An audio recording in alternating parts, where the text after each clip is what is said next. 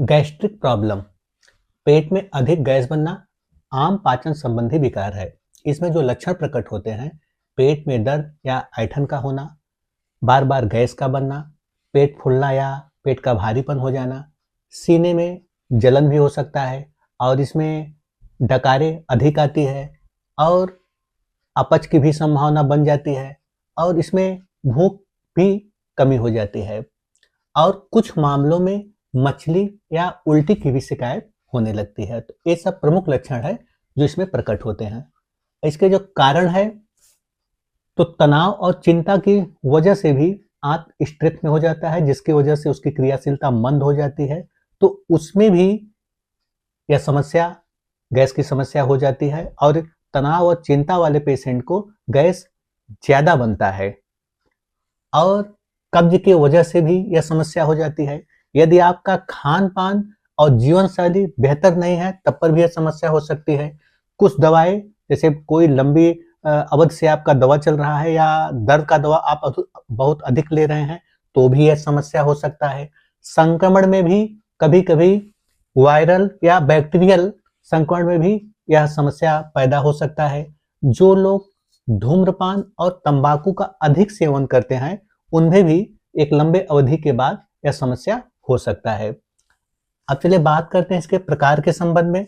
तो पहला है गैस्ट्राइटिस। इसमें पेट की अंदरूनी परत म्यूकोसा में सूजन हो जाता है।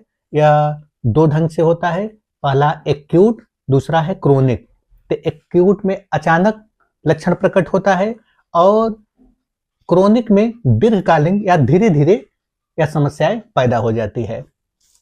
अपच, तो भोजन के बाद पेट के ऊपरी हिस्से में भारीपन या जलन होने लगता है। इसमें लक्षण क्या होता है कि पेट भरा हुआ लगेगा। और तीसरा है एसिड रिफ्लक्स। इसमें पेट का एसिड वापस भोजन नली में आ जाता है। तो इसमें क्या होता है, सीने में जलन का हो सकता है, खट्टी डिकारों का अधिक आना और गले में फूला हुआ या गांठ जैसा महसूस होने लगता है। पेप्टिक अल्सर, तो इसमें छोटी आंत डुओडेनम या ग्रास नली की परत पर घाव या छाले हो जाते हैं। यह ज्यादातर बैक्टीरिया या दवाओं की वजह से यह समस्या पैदा होता है। गैस्ट्रोएंटेराइटिस, तो इसमें पेट और आंतों में सूजन हो जाता है। यह वायरल या बैक्टीरियल संक्रमण के कारण होता है। पेट फूलना और गैस, तो पाचन तंत्र में गैस का जमा होना, जिससे पेट फूला हुआ और भारी महसूस होता है। गैस्ट्रोपेरोसिस, तो पेट की मांसपेशियों के संकुचन को प्रभावित करने वाली तंत्रिका क्षत, जिसमें पेट खाली होने में देरी होता है। तो ये सब प्रमुख टाइप है। अब चलिए बात करते हैं, यदि ऐसी समस्या है, तो यदि मान लीजिए कि आप कभी कभी गैस से प्रभावित हो रहे हैं, कभी कभी गैस की समस्या हो रही है, तो कुछ मामलों में आप अपने डाइट, परहेज और योग पर ध्यान देंगे तो ज्यादातर मामलों में यह स्वतः ही ठीक हो जाता है। लेकिन यदि यह तनाव और चिंता की वजह से है या GERD की समस्या है या कोई संक्रमण है और यह गैस्ट्रिक की समस्या बार बार या लंबे समय से यह लक्षण बना हुआ है, तब आपको देर नहीं करना चाहिए। क्योंकि यदि ऐसी समस्या बराबर बना हुआ है, तब आपको तुरंत अपने डॉक्टर से मिलना चाहिए और इसमें दवा लंबे समय तक चलता है और तब यह धीरे धीरे समस्या ठीक होती है। क्योंकि तनाव और चिंता वाले जितने भी जो स्टेज में है, तो उनमें तो करीब करीब ऐसा होता है जैसे कि दवा लिए तो कुछ 2-4 घंटे के लिए ठीक रहेगा, उसके बाद जैसे ही असर उसका समाप्त होता है, बहुत ही तेजी से पेट फूलता है, फिर वही समस्या दिखने लगता है। तो ऐसे लोग करते क्या है कि बार बार डॉक्टर बदलने लगते हैं। तो डॉक्टर बदलना इसका सलूशन नहीं है, क्योंकि जब तक आप दवा के साथ साथ अपने डाइट, परहेज और योग पर नहीं ध्यान देंगे, तब तक जरा सा भी तनाव या चिंता हुआ, तुरंत आपका पेट में भारीपन और समस्याएं तेजी से होता है। और एसिड रिफ्लक्स गैस्ट्रोएंटेराइटिस में भी, जैसे कोई संक्रमण है या जीआरडी की समस्या है, तो ऐसे मामलों में भी दवा लंबे समय तक चलता है, तब इसका धीरे धीरे आपके बॉडी पर असर होगा और तब जाकर आपको आराम मिलने लगता है। लेकिन इसके साथ साथ अपने डाइट, परहेज और योग पर भी आपको ध्यान देना होगा। और इसमें यार एक चीज और ध्यान देने की बात है कि कभी भी खुद से दवा लेने की भूल ना करें, क्योंकि ऐसे मामले में कभी कभी ऐसा होता है कि लोग पूछकर स्वतः ही दवा लेने लगते हैं, तो ऐसा नहीं करना चाहिए, क्योंकि आप ऐसा करेंगे तो हो सकता है कि इसका गलत प्रभाव आपके शरीर पर पड़े। तो ऐसी भूल करने की कोशिश न करें। अब चलिए बात करते हैं परहेज के संबंध में। तो मसाला, चिकना, चाय, कॉफी, शराब, खट्टे फल, मैदा, पनीर, और ऐसे लोगों को उड़द की दाल तो बिल्कुल नहीं लेना चाहिए। ब्रेड, लाल मांस, अप्रोस्टेड मीट, तो इन सब चीजों से बिल्कुल परहेज करना है। और अपने डाइट पर भी आपको विशेष ध्यान देना होगा। तो डाइट के लिए आप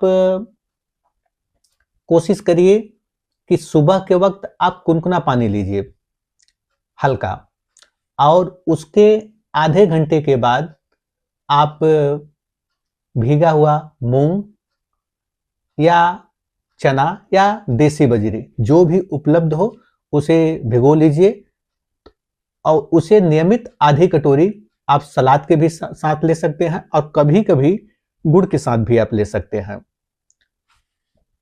और इसमें जौ का रोटी या मिक्स रोटी आप हरी सब्जी के साथ, और अपने डाइट में आप मूंग का दाल जरूर शामिल करिए। और उसके बाद 3 से 6 के बीच में आप थोड़ा सा सलाद लीजिए, उसमें आप मूली, गाजर, चुकंदर इसे ले सकते हैं। और उसके बाद 5 से 6 के बीच में आप एक बार नारियल पानी का सेवन करिए। और रात्रि के वक्त 8 के पहले आप कोशिश करिए तरल पदार्थ लेने के लिए। इसमें आप मूंग का खिचड़ी भी ले सकते हैं, जौ का दलिया भी ले सकते हैं, और इसके साथ साथ सूप भी ले सकते हैं। तो इसमें कोशिश करिए कि एक टाइम आप रोटी का सेवन करिए और शाम के वक्त आप तरल भोजन लीजिए। तो इससे क्या होता है कि आपका भोजन अच्छे से पचेगा। और जो मीट लेना पसंद करते हैं तो आप चिकन भी ले सकते हैं, और उबला हुआ अंडे ले सकते हैं, और मछली का सेवन कर सकते हैं। लेकिन यह बहुत ज्यादा मसालेदार और चिकना ना हो। तो इन सब चीजों का आपको बिल्कुल ध्यान देना होगा। और ऐसे लोगों को कोशिश करिए कि योग अपने ध्यान करिए, कम से कम खाली पेट 15 से 20 मिनट आप ध्यान जरूर करिए। अनुलोम विलोम भी आप कर सकते हैं, नाड़ी शोधन भी इसमें जरूरी होता है, इसे आप जरूर करिए। तो अनुलोम विलोम, नाड़ी शोधन एक ही है। प्राणायाम भी आप कर सकते हैं।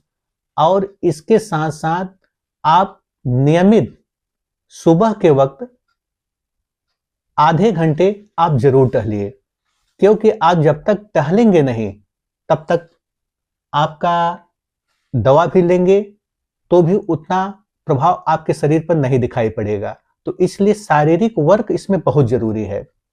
और इसमें लोगों को एक आसन जो आपको सहज लगे उसे आप कर सकते हैं। वैसे तो आसन कई प्रकार के हैं, खाना खाने के बाद आप वज्रासन भी कर सकते हैं।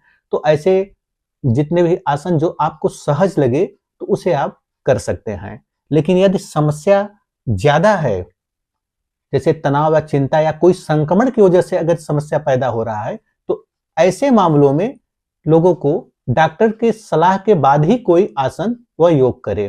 तो इस बात का आपको ध्यान देना होगा।